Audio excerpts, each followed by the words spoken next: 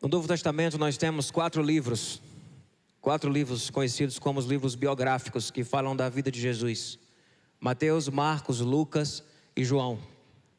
Mateus, Marcos e Lucas, e se você já leu, você percebe quanto esses 3 livros eles são parecidos. Várias histórias se repetem. Ele é chamado na literatura de os livros sinóticos. São aqueles que têm a mesma fonte. Marcos foi o primeiro. Depois Mateus e Lucas escrevem muito a partir do que Marcos escreveu. E nós temos o Evangelho de João. Quem é João? João, o discípulo amado. João, aquele que esteve com Jesus no Getsemane. Tinha só Pedro, Tiago e João lá com Jesus no Getsemane. Estava lá João. No momento da cruz, só tinha João, junto com a mãe de Jesus. E é para João que Jesus diz para João cuidar da mãe dele. E diz para Maria: eis aí o teu filho. Quando ela está ali sofrendo por vendo seu filho sendo crucificado, ele diz: mulher, eis aí o teu filho. E Maria se transforma numa grande ajudadora de João na igreja que ele vai pastorear. Então João era aquele discípulo amado, aquele mais chegado. A gente sempre diz que Jesus tinha os 12, tinha os 3 e tinha um, que era aquele mais chegado. Tanto que no final do Evangelho de João, quando Jesus reafirma que a liderança seria com Pedro, porque Jesus já tinha dito isso, mas Pedro tinha negado, né? Então será que vai ser Pedro ainda, uma vez que ele negou? Quando Jesus reafirma isso, Pedro fica constrangido, olha para João e diz assim: quanto a este, tipo assim, não seria ele? Ele nunca vacilou, ele sempre esteve aqui. Então João era alguém de uma intimidade com Jesus muito grande. Por isso a gente consegue olhar para João e perceber um evangelho diferente. Ele tem fontes que parecem ser fonte de uma intimidade com Jesus. É um evangelho de fato bem diferente. Ele não tem relato. O que é que o evangelho de João não tem? Ele não tem relato do nascimento de Jesus. Ele não fala sobre isso. Ele não conta a história do nascimento. Ele não tem tentação de Jesus. Ele não tem sermão do monte. Ele não tem parábolas. Algo tão marcante no discurso de Jesus. João não tem parábolas, tem poucos milagres. Ele fala de muitos milagres, mas ele não relata muitos milagres. A gente tem ali poucas. Tem a ressurreição de Lázaro, tem o cego de nascença, mas é diferente quando você vai ler Mateus, Marcos e Lucas, que é um milagre acontecendo atrás do outro e uma parábola sendo colocada atrás da outra. Não tem a oração do Pai Nosso. É um evangelho bem diferente. E o que ele tem que tem só em João, né? Já falei alguns conceitos aqui no nosso culto, mas João começa com um hino, ele tem um prólogo, o prólogo de João é um hino. Só em João tem a história de Jesus transformar água em vinho no casamento. Só em João tem a conversa de Jesus com Nicodemos e fala sobre esse conceito que não está presente nos outros evangelhos de nascer de novo. Só em João nós temos a mulher samaritana no poço, na conversa com Jesus. Só em João nós temos a mulher adúltera de João 8, daquela história querendo apedrejar a mulher: quem não tiver pecado, que atire a primeira pedra. Só em João nós temos o cego de nascença. Só em João nós temos o bom pastor anunciado: eu sou o bom pastor, né, que dou a minha vida pelas minhas ovelhas. Só em João nós temos a ressurreição de Lázaro. Só em João nós temos a história do lava-pé. Os outros falam da ceia de uma forma bem diferente, fazendo relação com o judaísmo, com um bocado de coisa. E o João vem e faz a celebração da ceia no lava-pé. Só em João temos isso. Só em João temos o conceito da videira verdadeira. Eu sou a videira, meu pai é o agricultor, vocês são os ramos. Sem mim nada podeis fazer. Sem estar na videira vocês não podem dar fruto. É conteúdo de João. É conteúdo de João. O ministério de Jesus é separado em 3 anos. O primeiro ano de ministério de Jesus é o ano da inauguração do ministério dele. Faz pouca coisa. O segundo ano é um ano da popularidade de Jesus, onde Jesus fica famoso, mesmo sem redes sociais. E muita gente seguia ele. E o terceiro ano do ministério de Jesus é o ano da oposição. É o ano onde o impacto do que ele gerou no segundo ano de ministério já leva ele a ser perseguido e a quererem matá-lo. João parece que já começa quase no terceiro ano do ministério de Jesus, Porque no capítulo 6 já estão querendo matar, capítulo 7 já estão querendo matar Jesus. Em João 7, Jesus já estão querendo tirar a vida de Jesus. É como se João falasse pouco sobre o começo e ele já vai para os finalmente. E nesse finalmente, e aí é o que eu quero trazer hoje para vocês, é um conteúdo também exclusivo de João. Nós temos a despedida de Jesus, uma despedida muito, muito, muito especial. E a oração de Jesus pelos seus discípulos, que está em João 16 e João 17. Eu queria que vocês depois lessem João 16 e 17 todo. A gente não vai fazer isso aqui agora. Eu sei que eu pedi para vocês lerem o livro todo, mas antes de ler o livro todo, lê o 16 e o 17. Porque Jesus está se despedindo.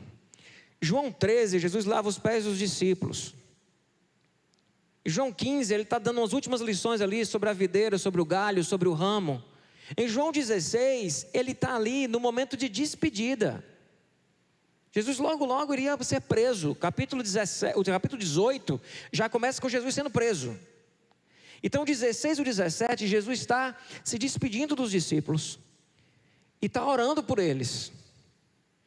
E meu povo, o que me impactou nesses dois capítulos, a preocupação de Jesus com os seus discípulos, o zelo dele pelos seus discípulos.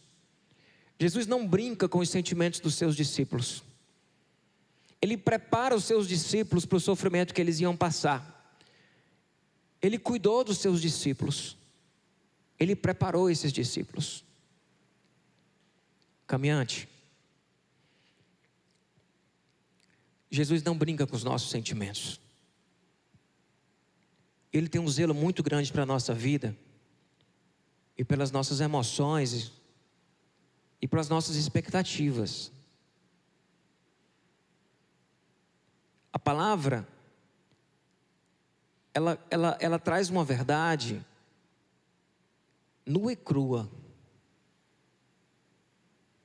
Às vezes o movimento religioso brinca com a gente, brinca com as nossas emoções, explora as nossas emoções, não tem tanto zelo pela pessoa.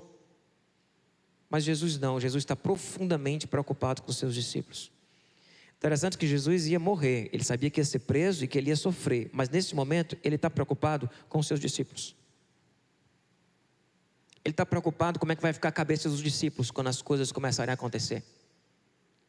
Como um bom líder, ele está cuidando dos seus liderados. Ele está indo para a cruz, mas na cabeça dele está a preocupação com os discípulos. E não é diferente hoje. Se somos discípulos de Jesus, saiba que Ele não está indiferente ou sem uma preocupação sobre nossa realidade, sobre o nosso coração. E tem algumas conversas de pé de ouvido que Jesus continua querendo ter com a gente. E o nosso desafio hoje aqui é pegar essa conversa de pé de ouvido que Jesus teve com os discípulos, talvez por isso que apenas João coloca, até a oração que Jesus faz para os discípulos, João coloca, e trazer isso como sendo uma conversa de pé de ouvido com a gente, do mundo que a gente está vivendo hoje, na realidade que a gente está inserido hoje. Eu separei desses dois capítulos 5 trechos que eu queria pensar e trazer essa conversa lá de pé de ouvido com os discípulos, de despedida, de alerta, de cuidado, de zelo, de oração, e trazer aqui para a vida da gente. Vamos ler? Primeiro trecho é logo no comecinho do capítulo 16. Olha o que Jesus diz: digo isso para que vocês não venham tropeçar. Ele está preocupado com os discípulos. Vocês serão expulsos das sinagogas. De fato, virá o tempo quando quem os matar pensará que estará prestando culto a Deus. Ele está falando de Saulo. Vai chegar um tempo em que quem vai matar vocês vai estar achando que está fazendo isso em nome de Deus. E farão essas coisas porque não conhecem nem o Pai nem a mim. Digo isso para que quando chegar a hora, lembre-se de que eu os avisei. Você está percebendo o tamanho da franqueza de Jesus com os seus seguidores? O que Jesus está dizendo aqui nesse texto é que eu não quero que vocês tropecem, então eu preciso alinhar aqui as expectativas de vocês. Vocês serão expulsos das sinagogas. As pessoas que vão matar vocês entendendo que elas estão matando vocês para defender Deus. E vocês vão passar por tudo isso, e eu estou dizendo isso para vocês lembrarem, não tropeçarem. Não guardem no coração de vocês a expectativa de que só coisas boas vão acontecer com vocês. Ei, meu povo, vocês acham esse texto aí meio motivacional assim? Para a gente colocar num para-choque de caminhão? Adesivar no vidro de trás do carro da gente? Jesus está tendo um papo com os seus discípulos e dizendo: vocês vão sofrer. Lembrem disso, para vocês não tropeçarem. Porque senão começa a sofrer e começa a tropeçar e perder a fé. Vocês vão sofrer. Isso serve para a gente, meu povo? Isso é conversa de pé de ouvido com a gente também. Porque ninguém aqui está sendo perseguido e vai ser morto por ser um cristão, mas nós passamos por muita luta e por muita dificuldade na vida da gente. E seguir o caminho do Cristo é muitas vezes se encontrar com realidades de sofrimento, de renúncia, que não são fáceis. Então Jesus está tendo um papo com eles, querendo trabalhar a expectativa. Vocês já imaginaram Jesus numa reunião evangélica, motivacional, recebendo o microfone para falar?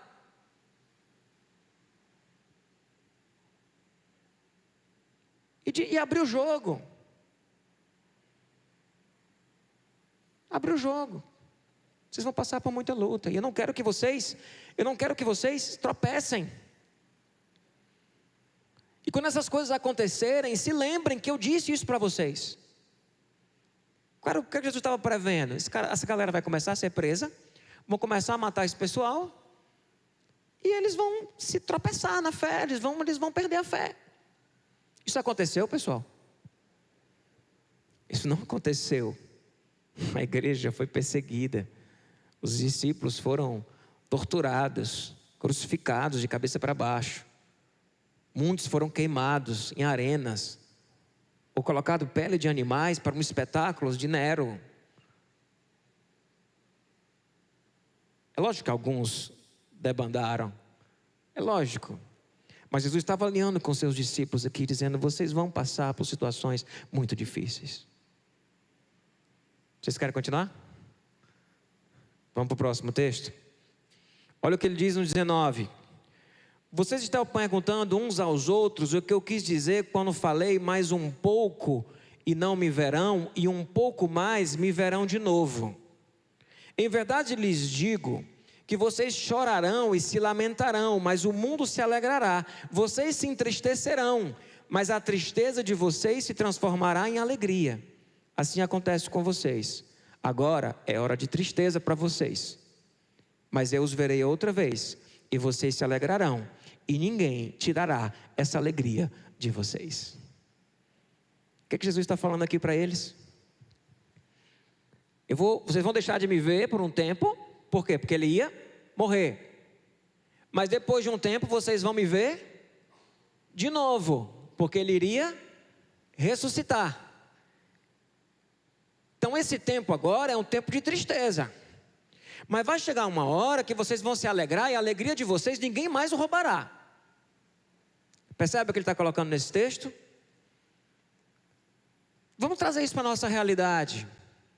Vamos trazer isso aqui para a gente. Porque se os discípulos, Jesus está fazendo referência a um período de 3 dias, em que eles ficariam sem o mestre, mas depois voltariam a ver o mestre novamente, nós também podemos fazer um paralelo disso com o momento que nós estamos vivendo.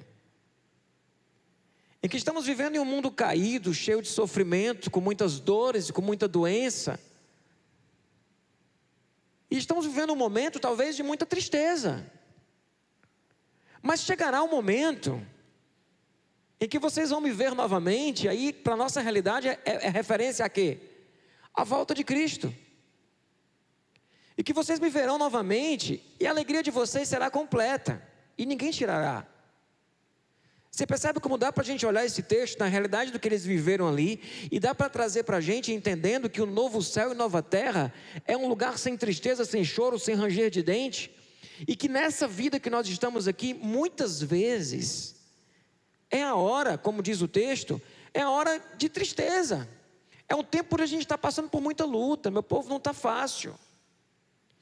Não está fácil, tem muita gente adoecida, a gente vive uma pandemia de adoecimento mental, a gente vive um mercado profissional muito difícil de dar conta, a gente vive uma demanda, sabe? A gente conversou sobre isso aqui já, em Sociedade do Cansaço, série sobre trabalho, até mesmo essa série sobre o dinheiro. Nós vivemos um tempo e um momento, sabe, de muita dificuldade, de muita luta. E o que Jesus está dizendo para os seus discípulos é que vocês voltarão a se alegrar, e essa alegria será completa, e ninguém tirará de vocês. Nós podemos viver essa alegria aqui, sim. Às vezes a gente passa um tempo na vida da gente que é de muita tristeza, que é de muita coisa complicada, e depois a gente passa para um momento mais tranquilo. Mas ainda que você não passe para um momento tranquilo nessa vida, chegará um momento em que nós o veremos face a face, em que nós estaremos com Ele novamente, e todo choro, todo ranger de dente passará. É tão difícil esse discurso no mundo de hoje, porque o mundo de hoje é assim: não, eu quero agora. A gente está atrás de um evangelho que traga alegria constante hoje, mas nós vivemos um tempo que ainda é de espera, onde o reino está implementado, foi implementado em Cristo, mas está sendo implementado, e será implementado quando Jesus voltar, ou quando nós falecermos, estivermos desfrutando da paz plena, em vários aspectos, estivermos na glória com o Senhor, e o povo cristão não pode perder isso de norte, porque senão a gente fica vivendo um evangelho terreno, sem consciência de eternidade. E se Jesus disse para os discípulos: olha, vocês vão se entristecer, mas vocês vão me ver de novo. Essa conversa dá tranquilamente para a gente entender que quando Jesus partiu e ascendeu aos céus, ele disse: olha, vocês vão passar por muita coisa aqui, mas a gente vai se encontrar de novo, eu voltarei. E a gente não pode perder isso de mente no nosso coração. O outro texto, e ele continua com mais discurso, ainda no mesmo capítulo: aproxima-se a hora, e já chegou, quando vocês serão espalhados, cada um para a sua casa. Vocês me deixarão sozinho. Eu, porém, não estou sozinho, pois o meu Pai está comigo. Eu disse isso para que em mim vocês tenham paz. Neste mundo vocês terão aflições. Contudo, tenham coragem, eu venci o mundo. A gente gosta muito da última parte do versículo, e ela é verdadeira. Mas neste mundo nós teremos aflições, e Jesus deixou isso muito claro para os seus discípulos. Mas tenham de bom ânimo, tenham coragem, eu venci o mundo. Vocês vão se espalhar, e eu vou ficar sozinho, mas não estou sozinho. Vocês me deixarão sozinho, mas eu não vou estar sozinho. Por quê? Porque o meu Pai está comigo. Como é linda as palavras de Jesus. O meu Pai vai estar comigo. E eu disse isso para que vocês tenham paz. Paz. No mundo, neste mundo, vocês terão aflições. Mas tenham de bom ânimo. Tenham coragem. Eu venci o mundo. Você percebe como Jesus não nos ilude? Ele não trabalha uma ilusão de um mundo perfeito, de uma vida tranquila, de uma vida serena, de uma vida sem luta. Não, mas Ele garante a paz. Ele garante que o Pai está junto. Ele garante que esse tempo de sofrimento, Ele um dia passará. De que nós o veremos novamente. E de que Ele venceu o mundo. De que Ele venceu o mundo. São palavras de despedida. Eu imagino os discípulos ouvindo aquilo, e na minha perspectiva, é tipo: Eu olho para Jesus e digo, como ele se preocupa com os discípulos. Eu olho para os discípulos e penso assim, esses caras deviam estar tudo morrendo de medo. E é mais ou menos o que a gente vive aqui. Estamos todo mundo morrendo de medo. E o nosso Jesus está preocupado com a gente. E está cuidando da gente. Porque não acho que aqueles discípulos saíram dali e disseram assim, uhul, vamos lá, e fizeram um hi-fi e foram. Não acho que foi isso. Tanto que eles se espalharam mesmo, correram tudinho. Ficaram tudo assustados. Tudo com medo. E quando Jesus morreu, eles voltaram a pescar. Foi cada um fazer o que fazia antes, como se tivesse acabado tudo. É mais ou menos o que a gente está vivendo hoje. Um mundo difícil, uma realidade de muita luta. Cada um aqui tem as suas, tá? Cada um aqui tem as suas. E se você não se identifica porque você acha que não está passando por nenhuma luta, que bom, meu irmão. Que bom. Mas a vida neste mundo é uma vida de luta. E ela chega na vida da gente. E quando essa luta chega na vida da gente, a gente precisa lembrar para não perder a fé. De que Jesus nos avisou. De que Ele não nos prometeu que nós não passaríamos por aflições. E de que Jesus se preocupa com a gente. Quando Ele avisa, Ele não está avisando para poder ficar sem responsabilidade sobre isso. Ele está avisando para preparar o coração da gente. Para a gente não ficar alicerçado em expectativas. E Ele diz, no mundo vocês terão aflições, mas tenham coragem. Eu venci o mundo. E aí acontece algo ainda no 16 e depois no 17, quando Jesus começa a trazer um discurso de esperança e de cuidado também. Olha o que ele diz em João 16, 7. Contudo afirmo que é para o bem de vocês que eu vou, que ele iria para o Pai, né? Se eu não for, o conselheiro, que é o Espírito Santo, o Consolador, não virá para vocês. Ele está falando do Espírito Santo. Mas se eu for, eu enviarei.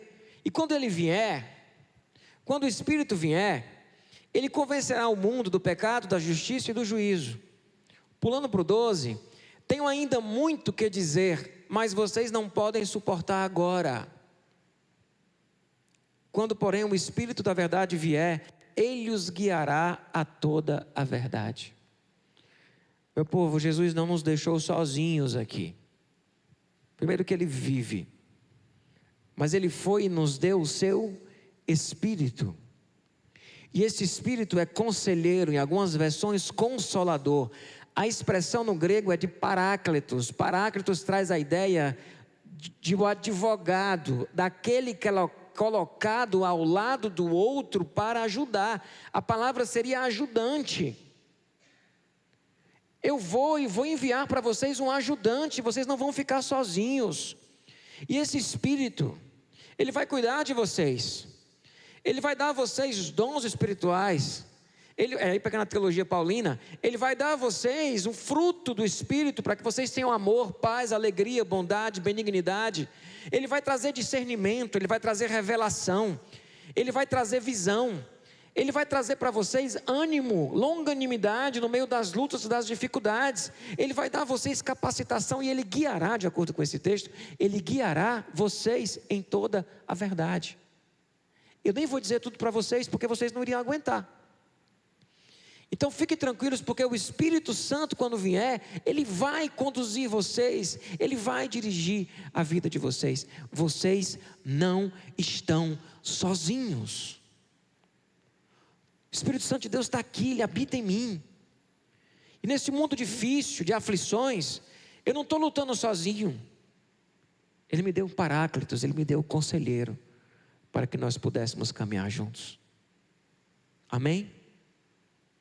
E no último texto, ele ora por nós. Jesus está tão preocupado que ele conversa, ele explica, ele orienta e depois ele vai para o Pai e diz: Pai, cuida deles. Olha o que diz o texto. Eu peço por eles.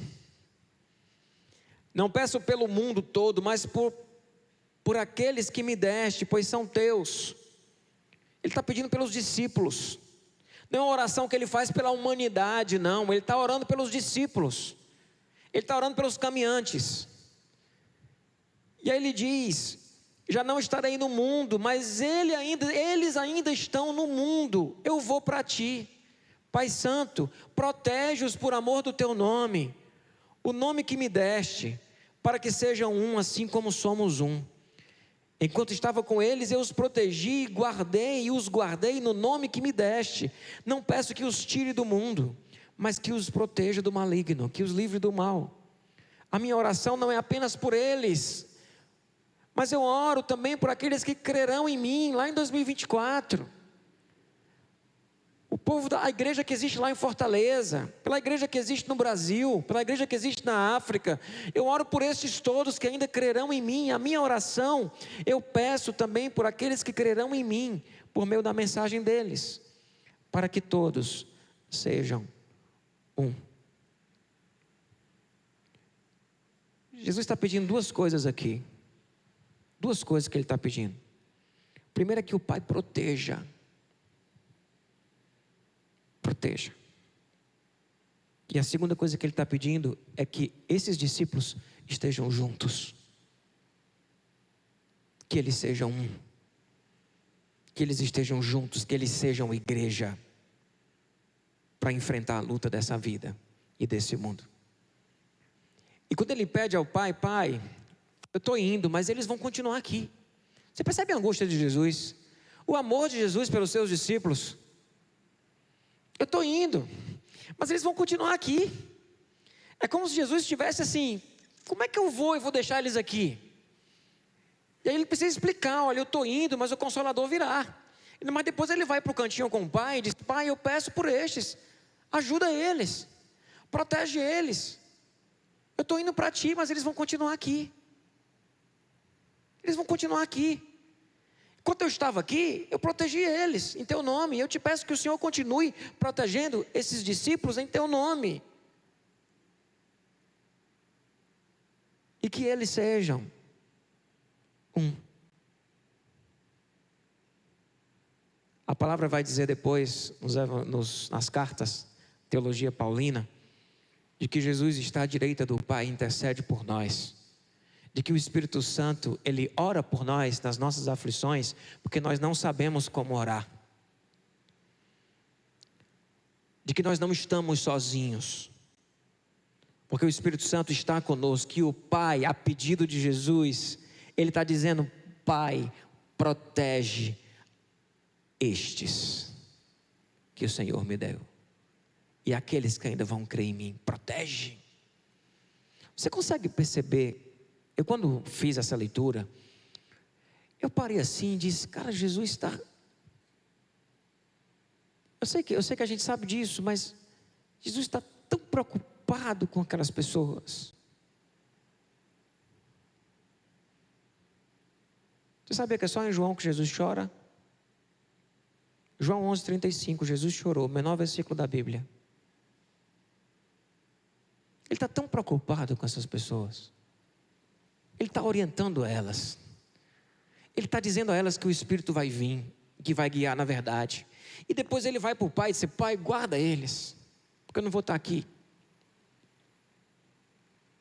E eu te peço uma coisa: que eles sejam um, que eles não se percam um do outro. Porque quando nós estamos juntos, nós somos fortes e nós nos protegemos um do outro também. Então Jesus está numa conversa de pé de ouvido com seus discípulos e orando ao Pai, cuidando dos seus discípulos, orientando eles, reafirmando que eles não ficarão sem recursos, porque o Espírito estará lá, e pedindo ao Pai que proteja eles do maligno e que faça com que eles se tornem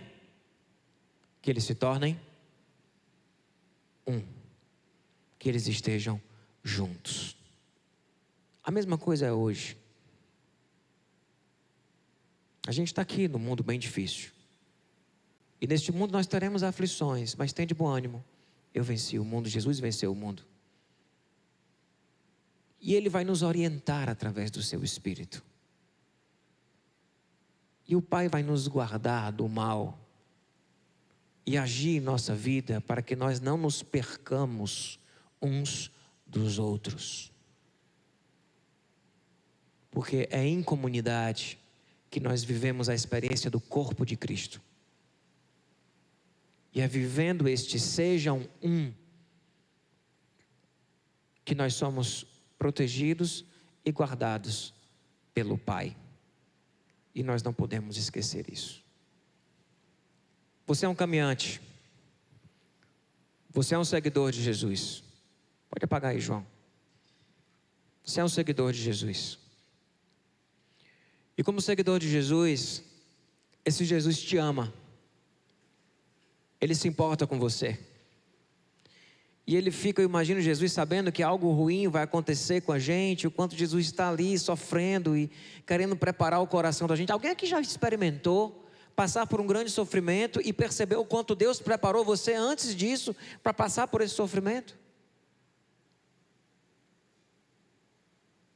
Quantas vezes Deus está cuidando da gente porque Ele sabe que a gente vai passar por aflições e por lutas, mas Ele cuida da gente.